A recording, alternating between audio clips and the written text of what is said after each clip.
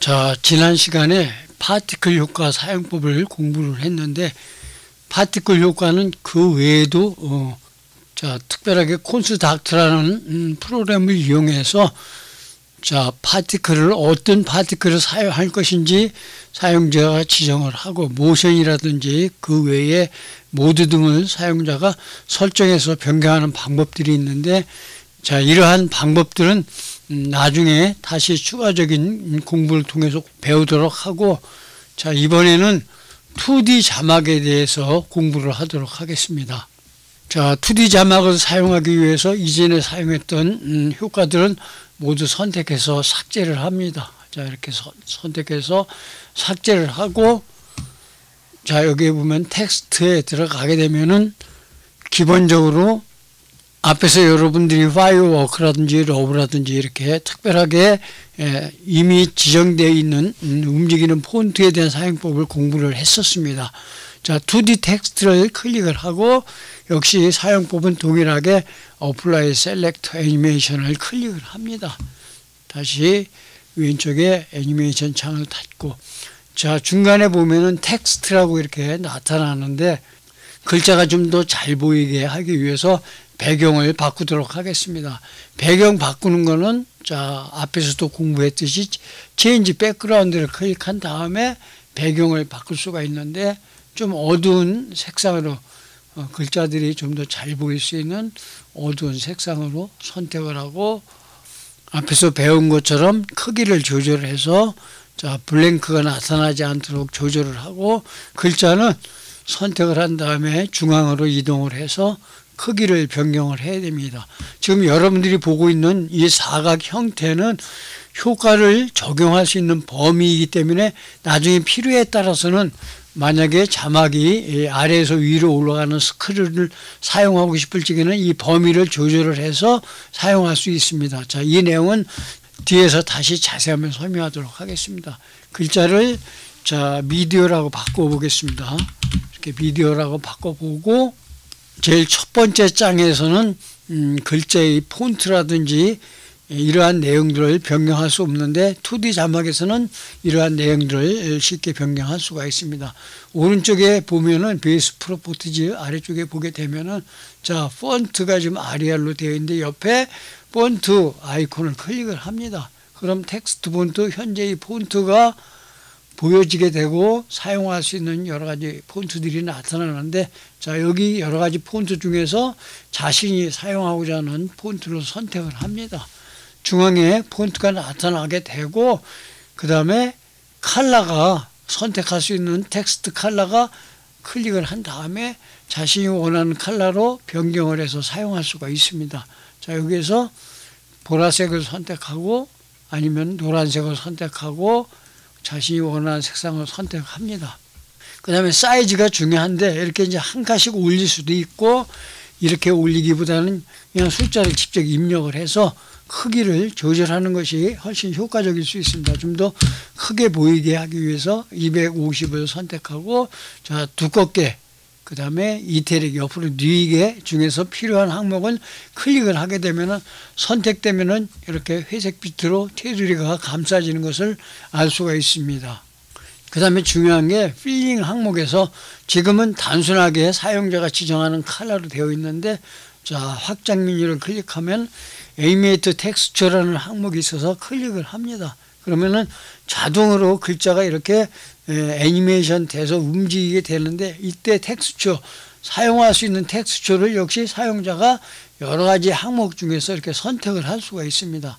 이렇게 클릭을 하게 되면은 화면 가운데에 자세하게 어떤 형태인지 형태를 사용자가 확인할 수 있게 나타나게 되고, 선택 후에는 창 닫기를 클릭을 합니다. 그 다음에 이 항목에 대해서 트랜스페어런시, 투명도를 조절할 수도 있고, 크기, 스케일을 적절하게 조절할 수 있는데, 당연하게 폰트의 스케일이 아니고 안에 들어가는 패턴에 대한 크기입니다. 그래서 패턴을 좀 더 아주 세밀하게, 그 다음에 패턴의 크기를 크게 해서 자유롭게 변경할 수가 있고, 스피드는 역시 패턴이 애니메이션 되는 시간을 빠르게, 그 그다음에 아주 천천히 적절하게 조절해서 사용할 수 있는 기본적인 기능이 있습니다. 자, 창을 닫습니다. 그 다음에 얼라이먼트, 텍스트의 얼라이먼트는 자, 정렬되는 위치를 자, 중간으로 할 거냐, 위쪽으로 할 거냐, 아래쪽으로 할 거냐를 선택을 하게 됩니다.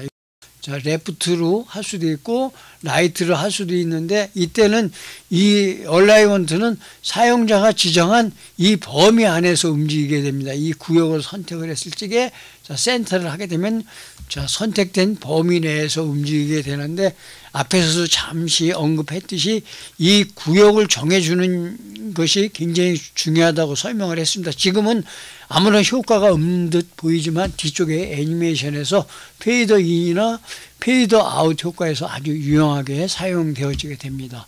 자, 두 번째로 가게 되면은 텍스트 이펙트가 지금 아웃라인이 전혀 들어가 있지 않는데 아웃라인을 클릭을 하게 되면은 색깔이 이렇게 약하게 보여지는데 자, 아웃라인의 위수 굵기를 적절하게 이렇게 오른쪽으로 옮겨주면은 아웃라인이 굵게 표시가 되어지게 되고 선택을 한 다음에 색상도 자신이 원하는 색상으로 이렇게 선택을 할 수가 있게 됩니다. 당연하게 그 아래쪽에 있는 트랜스페런시는 아웃라인에 대한 투명도를 설정을 투명하게 할 건지 어느 정도 불투명하게 할 것인지를 사용자가 지정을 하게 됩니다. 자, 그 다음에 글로우는 약간 퍼져나가는 테두리라고 생각하시면 되겠습니다. 아웃라인은 완전한 테두리지만 글로우는 약간 퍼져나가는 테두리이기 때문에 여기에 보면은 스무싱이라는 항목에 있어서 퍼져나가는 그 경계 영역을 페이더처럼 이렇게 아주 부드럽게 처리할 수 있는 그러한 기능이 되겠습니다. 역시 글로우 사이즈도 사용자가 지정을 해서 이동해서 적용할 수 있는데 지금 파란색 테두리하고 겹치기 때문에 잘 안 보이는데 이런 경우에는 테두리 색깔을 좀 바꾸고 자, OK를 클릭한 다음에 테두리를 조금 가늘게 하면은 글로우가 이렇게 검정색으로 보여지게 되는데 자, 트랜스페런시 설정이 너무 많이 되어서 잘 안 보이기 때문에 이런 경우에는 트랜스페런시 설정을 약하게 하고 사이즈를 이렇게 최대로 했을 적에 이 테두리가 어떤 식으로 부드러운 테두리가 적용되는지 알 수가 있습니다. 역시 마찬가지로 슬라이드 가지고 최대로 안 올라갈 적에는 직접 숫자를 입력할 수가 있습니다. 부드러움 정전은 자, 소프팅에서 슬라이드 바를 가지고 조절을 해서 부드러움 정도를 역시 조절해서 사용할 수가 있습니다. 자, 그 외에 글로우는 여기서는 이제 예를 들어서 흰색으로 처리를 하고 자, OK를 클릭을 합니다. 흰색으로 처리가 되고 그림자를 자, 조금 사이즈를 너무 크니까는 그림자가 잘 안 보일 수 있으니까 그림자도 디스텐스 자, 거리에 대한 위치를 적절하게 이렇게 조절을 하고 트랜스페런시를 낮게 해주게 되면은 아래쪽에 그림자가 또렷하게 보여지게 됩니다. 그림자 위치는 오른쪽에서 그림자 위치를 사용자가 변경할 수가 있습니다. 자, 그 다음에 백그라운드 프로퍼티즈인데 이 내용은 여기에 뭐 보드 컬러라고 되어 있는데 현재 사용자가 선택한 영역에 대한 테두리를 만들어주는 그러한 기능이 되겠습니다. 자, 만약에 미디어를 이렇게 조금만 감싸게 하고 보드에서 굵기, 보드 위스를 오른쪽으로 이렇게 이동을 하게 되면은 테두리가 사용자가 선택한 범위 내에서 테두리가 나타나게 되고 테두리 컬러, 보드 컬러도 역시 사용자가 선택을 해서 원하는 색깔로 변경을 해서 사용할 수가 있고 그 다음에 사각 형태로 나타나는데 여기 이제 조금 동그랗게 효과를 변경해서 좀 동그랗게 해지도록 변경을 사용자가 할 수가 있습니다. 자, 이 기능은 자주 사용하지 않기 때문에 그냥 보드는 제로로 해서 나타나지 않게 처리를 합니다. 사용법만 여러분들이 기억하기 바랍니다. 그 다음에 이제 중요한 게 텍스트 애니메이션인데 페이더 인이 예를 들어 가지고 무브 라이트 오른쪽으로 이동하게 이렇게 하게 되면은 자, 오른쪽에서 나타나는데 이때 이 범위 내에서만 나타나기 때문에 범위를 좀 더 왼쪽에서부터 나타나게 하고 싶으면 이렇게 범위를 쭉 왼쪽으로 늘려주면 이 한가운데로 이렇게 나타나기 때문에 이 범위가 굉장히 중요하다는 것을 참고하고, 자, 페이드 인 되는 시간도 3초면 너무 길을 적에는 2초로 줄여서 사용할 수 있습니다. 동일한 방법으로 페이드 아웃도 어떠한 형태로 할 건지, 자, 줌 아웃을 선택을 하고 시간을 2초로 지정을 합니다.